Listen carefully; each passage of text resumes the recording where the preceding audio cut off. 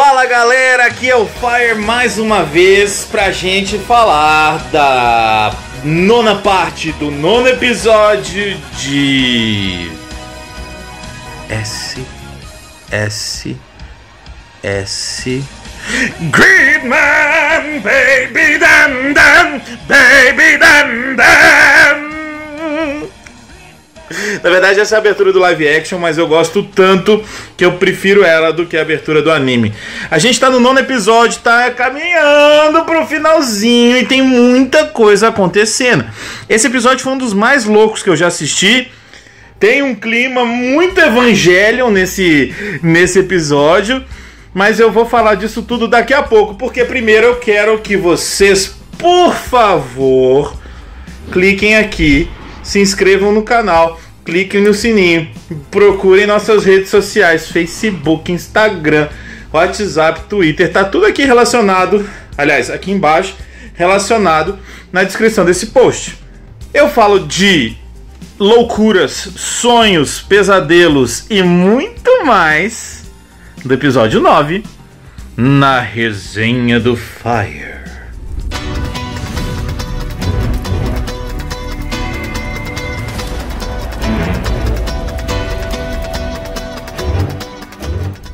Episódio 9, o episódio 9, gente, chegamos no episódio 9, que loucura, sonho, realidade, você não sabe o que está acontecendo, você simplesmente começa o episódio e tá tudo mudado, a Kanye tá vivendo como se fosse mais ou menos a Rika, os meninos não sabem que ela faz kaiju, ela é amiga de todo mundo. E eu comecei a falar assim, o que eu perdi de um episódio pro outro? Será que eu saltei episódio? Eu voltei pro episódio anterior e eu vi que não. E aí eu comecei a ficar muito curioso, né? Eu acho que a palavra que eu mais usei durante esses 9 episódios foi curioso. E esse episódio é mais um deles que é muito estranho. Você fica assim, o que tá acontecendo, meu Deus do céu? O que será isso? Por que ela tá sonhando? Por que ela tá... E aí você fica assim, meu Deus, o que tá acontecendo? Ela tá sonhando? Por que ela tá vivendo isso? Por que é ela no lugar da Kanye, a Rika no lugar da Kanye, a Kanye no lugar da Rika? O que tá acontecendo? E nesse meio tempo aí, você fica se perguntando se aquilo é uma realidade alternativa, um sonho, o que é. E realmente é um sonho.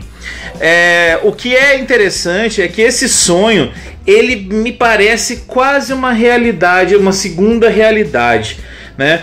Durante o episódio a gente vai descobrindo que parece que aquilo são desejos da Kanye, né? E que ela meio que tenta realizar aquilo, ou pelo menos deixar o povo vivendo dentro desse sonho. São cenas meio desconexas, são 3 momentos, a Kanye com o Yuta, a Kanye com o Sho e a Kanye com a Rika, vivendo um dia normal, vivendo coisas normais, indo numa lanchonete, indo numa loja de mangás. Então assim, são coisas que eu acho que na cabeça da Kanye ela gostaria de viver aquilo, e por um motivo que eu não faço ideia, ela não consegue viver ainda. O que eu achei muito legal é que no começo do episódio eles te jogam aquilo como se fosse quase uma verdade, e você fica muito perdido. E por que eu falei que tem muito de evangelho nesse episódio? Porque quem assistiu a série, e cuidado com o spoiler aqui, sabe que nos últimos 2 episódios da série, isso acontece demais. São um monte de imagens, coisas jogadas, informações que você fica meio completamente perdido ali, tentando entender o que aconteceu nesses 2 últimos episódios. E esse episódio parece muito com os 2 últimos episódios de Evangelion, né? A forma como ele monta, como o pessoal do roteiro monta o sonho dela, essa realidade alternativa, e o que é apresentado, né? Inclusive, eu comecei a perceber que era um sonho por um detalhe interessante. Antes, alguns episódios atrás, a Kanye disse que fora da cidade nada era realidade. E a menina Kaiju, que apareceu também nos episódios atrás, disse que depois que o trem saía e passava a névoa, não existia mais realidade. E eu falei assim, isso deve ser um sonho, por quê? Porque cada vez que mostrava essa realidade, que a Kanye era uma pessoa normal, Yuta tinha perdido a memória e tinha acordado na casa dela, e não na casa da Rika, toda vez que ela tinha um momento desses, aparecia aquelas luzes, tipo um semáforo do trem fazendo tem. e aquilo me dava um sinal de que não era a realidade mesmo, ou é uma segunda realidade. Toda vez que isso aparecia, eu entendia que não era a realidade que eles vivem naquela cidade, e sim uma coisa criada pela Akane. E fiz esse vínculo, essa referência aí aos episódios anteriores do próprio Gridman. Ou talvez uma forma nova de te fazer imaginar o que será que aquela menina tanto deseja, ou por que será que a menina faz o que faz. Então, a Akane, né? E então eu não sei até onde que ela é boa, que ela tem alguma coisa de cruel, até onde que ela é triste, até onde que ela já sofreu. Então eu até anotei aqui, quando eu tava assistindo o episódio, eu falei assim, é normal sentir pena de vilão? Porque nesse episódio eu fiquei com uma tristeza, uma dó dela, que realmente me fez repensar um pouco sobre o personagem que ela é. Eu não consegui enxergar maldade no personagem dela nesse episódio, e sim tristeza, né? Acho que muitos personagens, muitos vilões, eles têm muito mais um vínculo com a tristeza do que com a maldade em si. Claro, tem uns que são mal mesmo, feito pica-pau. Mas realmente foi um episódio triste, mas muito legal. Muito legal. Me parece que ali é como se fosse uma pequena amostra, né? Esse universo paralelo fosse uma pequena amostra do que é a cabeça da Akane. Durante esse sonho, ou durante essa realidade diferente, os meninos da aliança, né? Os principais, Yuta, a Rika e o Sho, eles estão dormindo. Um sono muito profundo, e ninguém da aliança, a Gridman consegue, o Max e todo mundo não consegue acordar, fazer com que eles despertassem. E tem um kaiju dos maiores que eu já vi, um dos mais bonitos também lá na cidade. E só que ele tá lá, eles conseguem ver o kaiju, só que esse kaiju, ele é meio que um fantasma. Ele passa pelo prédio, ele atravessa o prédio, né? E aí eu fiquei pensando que, será que é uma terceira camada? Porque pra mim, o mundo que os meninos estão vivendo é uma segunda camada. Tem a camada da realidade, que talvez seja lá pra cima, a cidade. Isso tudo é teoria minha.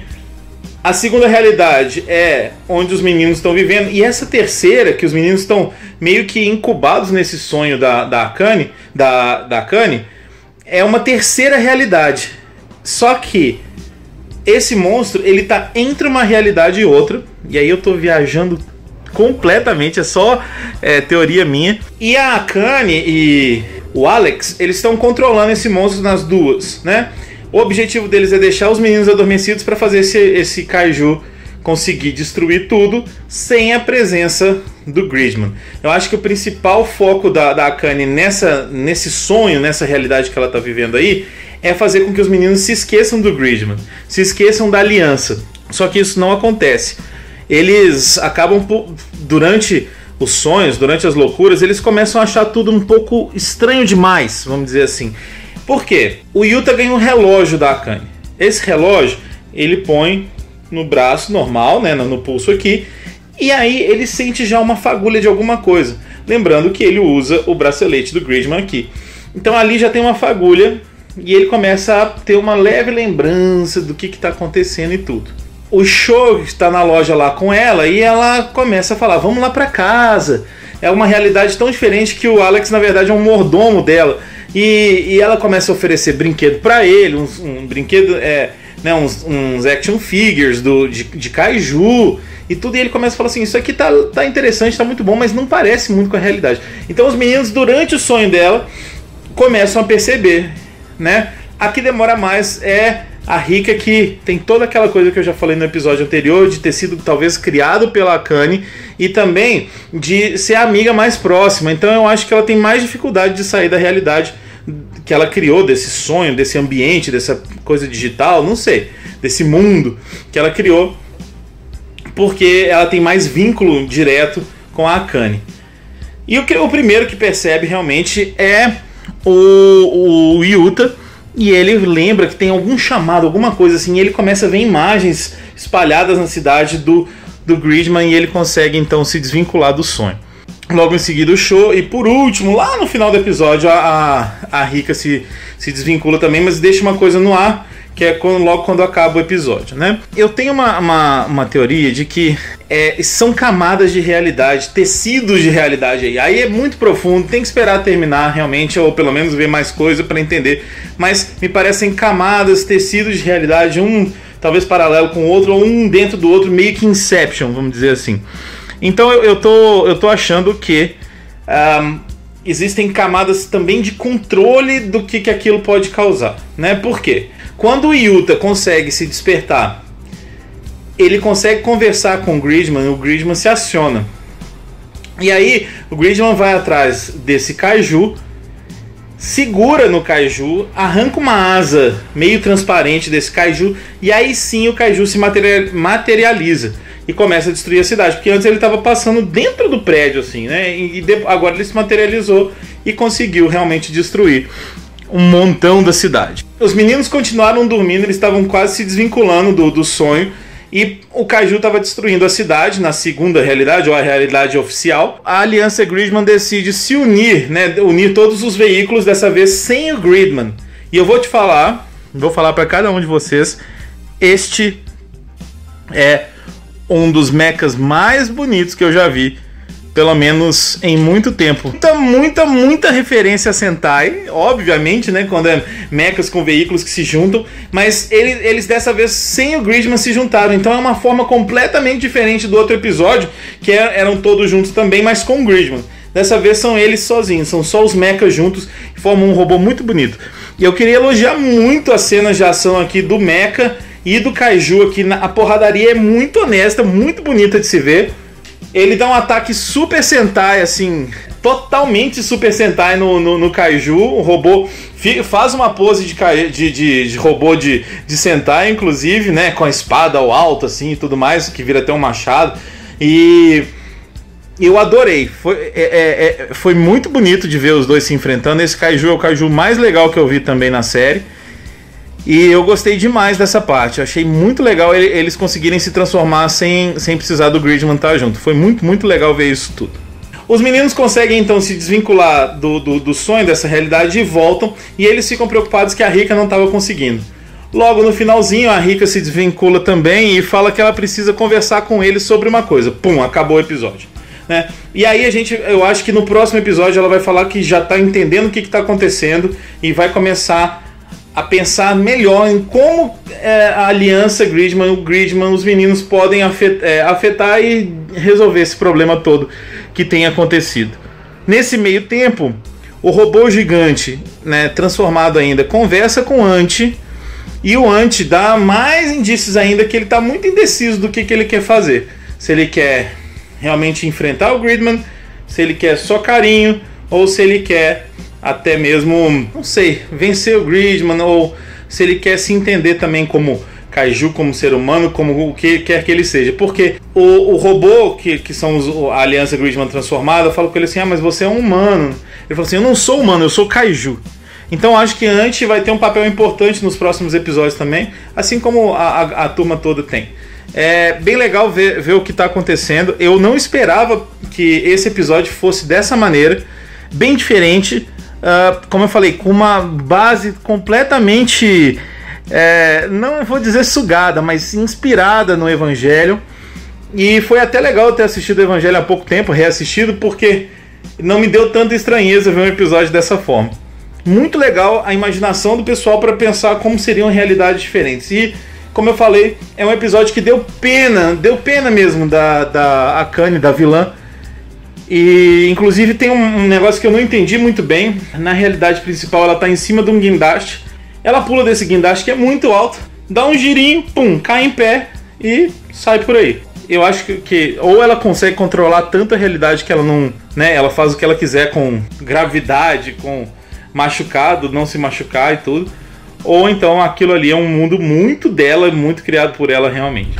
Esse é um episódio muito importante, a gente entende completamente as motivações e o que faz a Akane querer, né, ter um mundo só dela e por que aquilo acontece daquela forma. E aí a gente tem 1 milhão de interpretações, várias interpretações. Eu cheguei a pensar, inclusive, como seria a cabeça de uma pessoa que é ou autista ou que tem um problema, algum desvio de não sei, alguma coisa que fuja um pouco da normalidade de pensamento e tudo, e como seria a cabeça da pessoa, e que aquilo tudo podia ser uma análise para isso, e enfim, existem várias formas de enxergar isso aí.